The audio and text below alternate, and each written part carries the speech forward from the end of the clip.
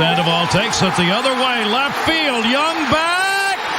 Goodbye. Home run.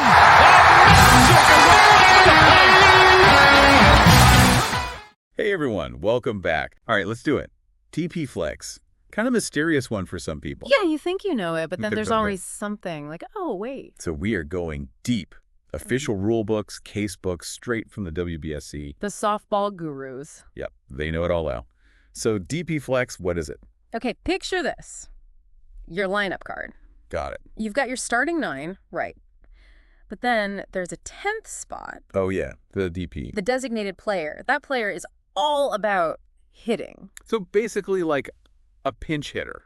Except they're in from the start. Ah. And then you've got the flex, the player that the DP is batting for. And this is where things get, like, strategic. Exactly. The flex can be anywhere on defense, but when it comes to batting, they're locked into the DP's spot. So you get this, like, 2-for-1 deal. Right. You keep your big hitter in the game, but you don't have to sacrifice defense. And here's the kicker. Both DP and flex are on that starting lineup card. So it's not a mid-game thing. It's like part of the plan from the beginning. Exactly. You're thinking ahead, setting up your game.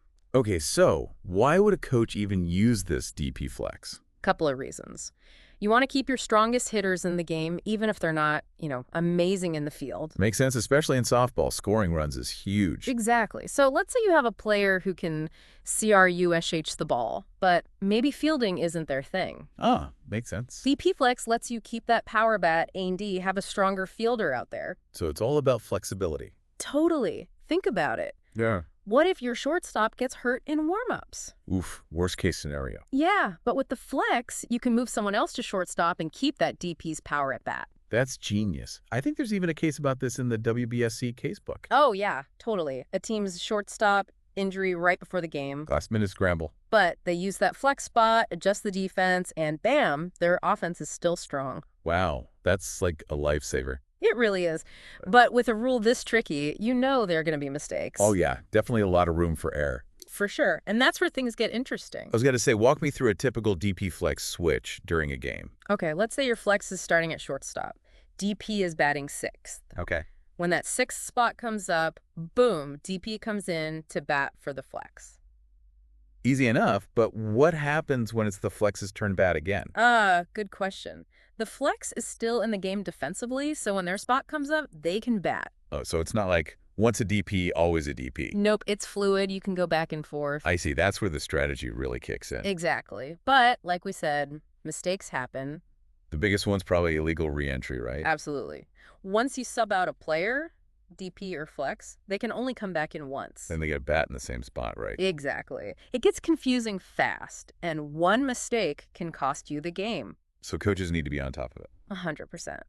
And that's just one thing to watch out for. There are so many little details, things that can cause arguments. Oh yeah, the DP Flex rule seems ripe for controversy. And that's where the WBSC casebook comes in. All these weird scenarios, different interpretations. It's like the ultimate guide to DP Flex, all the things that can go right or wrong. Exactly. And it's more than just knowing the rule. It's about knowing how it works in action, all the different ways it can play out. Right, like you need to see it in the real world. You got it.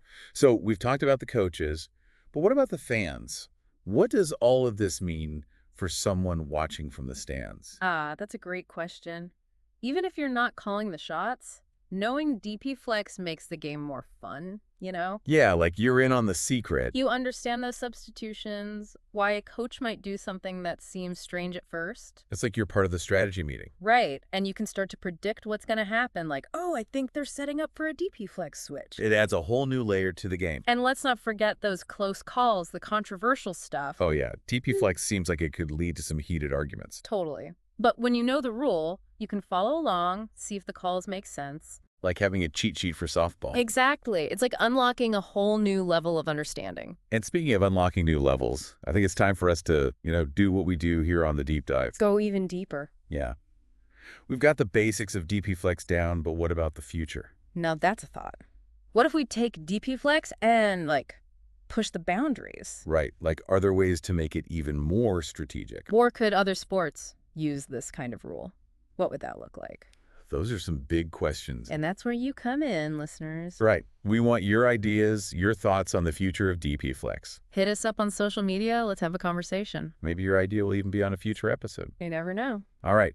That's our deep dive on DP Flex. From the basics to the crazy case plays, hope you learned something. But before we go, one last thing to think about. Ooh, hit us with it. What's the best argument for or against using DP Flex? That's a tough one. It is, but it's something to think about as you keep playing and watching softball. Until next time, keep those softball minds working. And we'll catch you on the next deep dive. Yeah, the casebook is full of those, like, what-if situations. Right. One time, a team totally forgot to put their DP on the lineup card. Whoops. Did the umpire say anything? Yeah. He had to ask, like, hey, are you going to use the DP or what? Oh, man. Talk about embarrassing. Total brain fart moment. And then there's the reporting. Got to be super careful with that. Yeah, that seems like a recipe for disaster if you're not paying attention. Big time. There was this one case the team messed up reporting a DP Flex switch. Ugh. And I bet there was a penalty. You bet. So it's not just knowing the rule, it's like knowing how to actually do it. Especially in the middle of a game when everything's happening fast. Exactly. You got to stay focused. But hey, the casebook has some wild scenarios too. Like what? Give me an example. Okay, what happens if your DP or flex gets called for interference? Good question.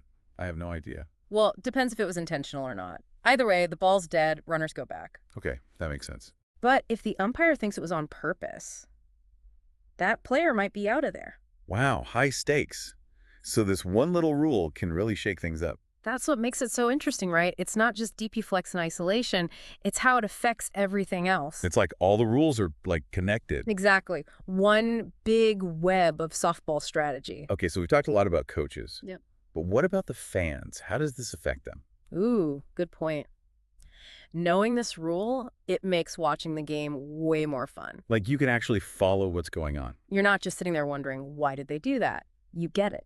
and maybe even predict what the coach will do next. Right. You start to see the strategy unfolding like, oh, they're totally setting up for a DP Flex switch. That's cool. It really is. And then there are those controversial calls, the arguments. When you know the rule, you can like judge for yourself. Exactly. You can see if the call was right or wrong.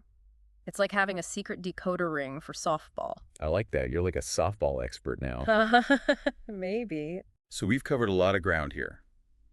But what about the future of DP Flex? Now you're talking. Let's get creative here. Yeah. What if we could like tweak the rule, make it even more interesting? Or what if other sports use something like DP Flex? How would that work? That's a whole other deep dive. Right. So listeners, we want to hear from you. What do you think? Head over to our social media. Let's talk about the future of DP Flex. Maybe we'll even feature your idea on the show. That's right.